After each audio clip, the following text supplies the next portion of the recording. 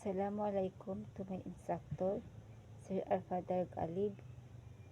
Topic latency, throughput at packet loss. What is topics all about? Ang latency, throughput at packet loss ay mga sukat kung gaano kaganda ang performance ng network. And then, sinusukatan nito kung gaano kabilis, gaano karami at gaano kaayos ang paglipat ng data sa network. Why is this topic important in a network and communication? Mahalaga ito dahil nakaka-apekto ito sa mabilis at quality ng internet. Importance, kapag ang values nito pangit din ang internet experience, lalo na sa online class, video call at gaming. And then, how does this topic work? Ganito siya gumagana. Ang data ay mahati sa maliit na packet. Number 2, ang packet ay dumadaan sa network. Number 3, yung iba ay mabilis, nagdi-delay o nawawala. Kapag maayos ang network, mabilis at kumpleto ang dating ng data. And then, what are the real-world application of this topic? Ginagamit ito sa araw-araw na technology. Video call, kailangan walang delay. Online gaming, bawal ang lag. Streaming videos, kailangan tuloy-tuloy. Cloud app, dapat stable ang connection.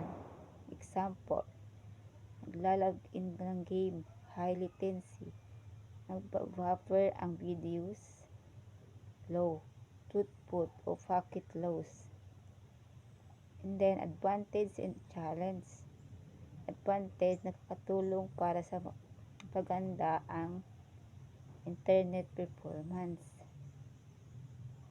Challenge, dili kapag maayos. Kapag mataas ang latency, errors kapag may packet loss. Bagal kapag mababa ang throughput. Ito naman po yung reference. That's all. Thank you.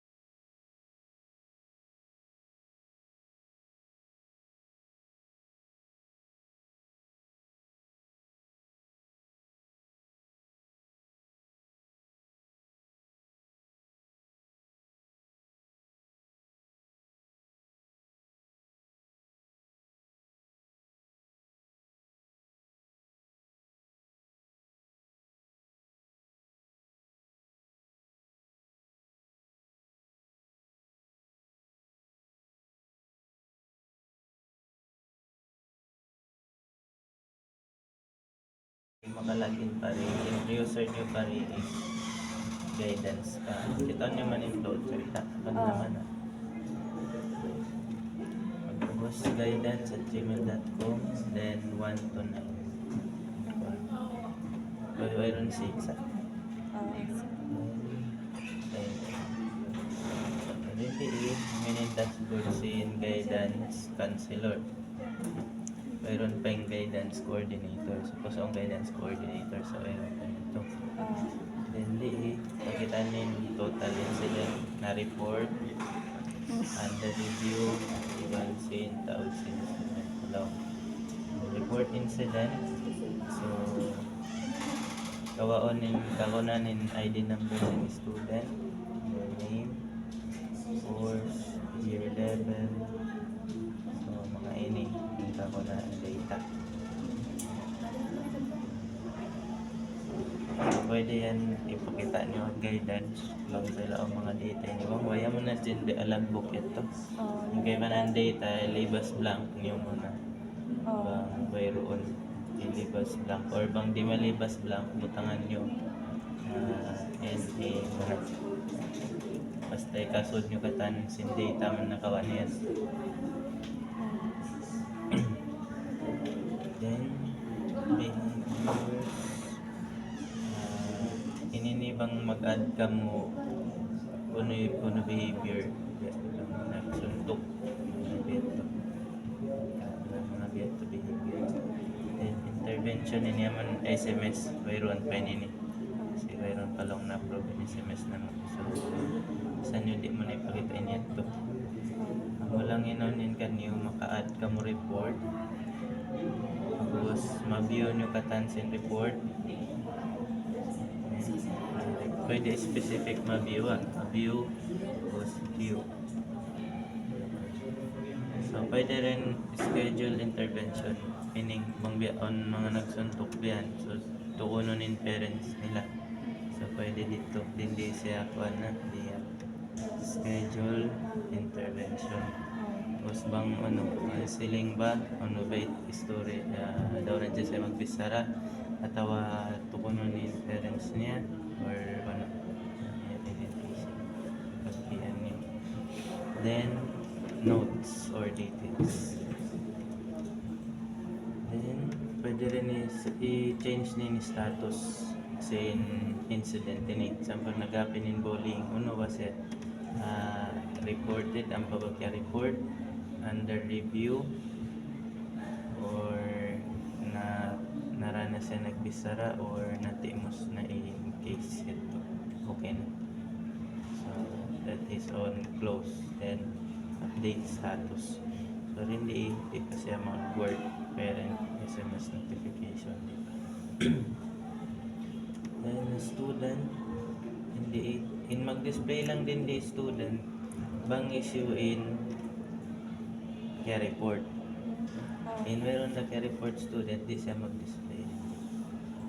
So, meaning bang sa care report na rito na list niya guidance. Doon mo na. Kamu class drive. Ay, ba't yan? Kainin.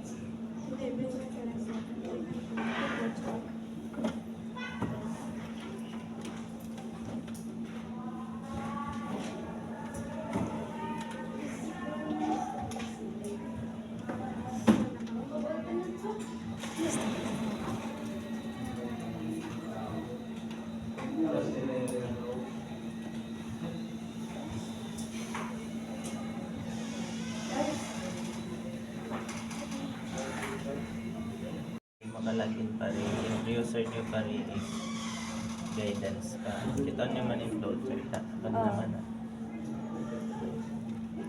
Tapos guidance at gmail.com, then 1 to 9. Mayroon 6 ah.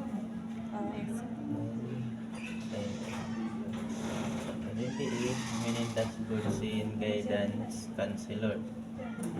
Mayroon pa yung guidance coordinator. Suppose ang guidance coordinator sa mayroon pa ito. Then pakita yung total incident na report, under review, one scene, thousand incident. Report incident. So, kakunanin ID number ng student, your name, course, year level, so mga ini yung kakunahan data.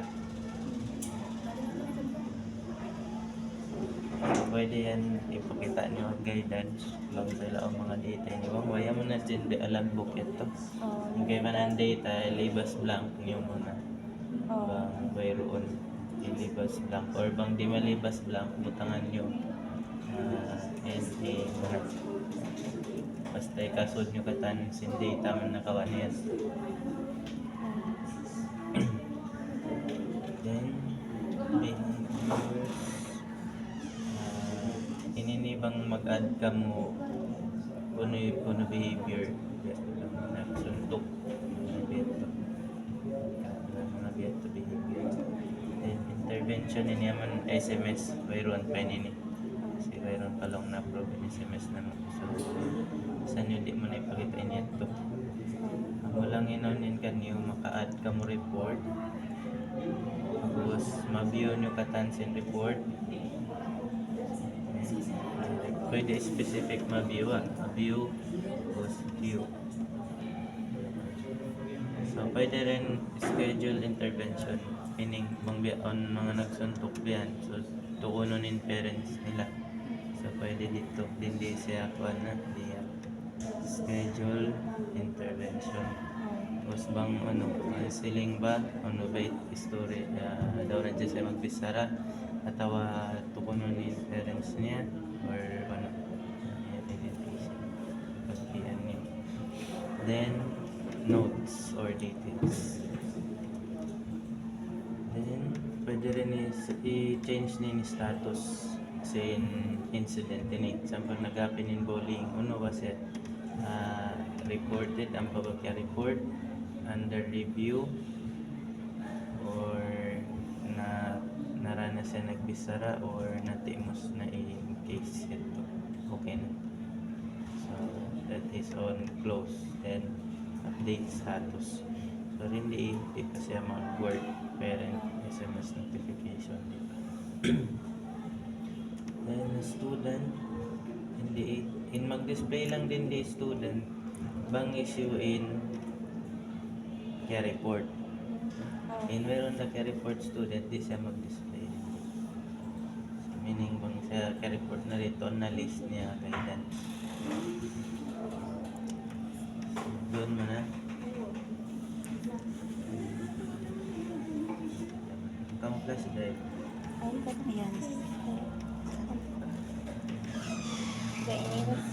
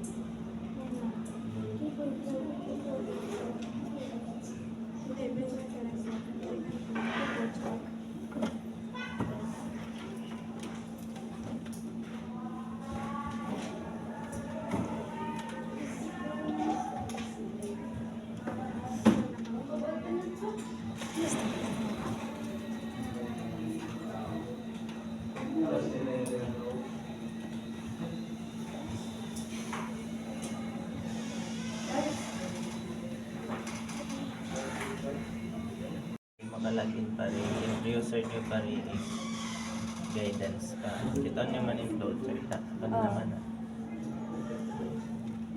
Mag-host guidance at gmail.com, then 1 to 9. Mayroon 6 ah.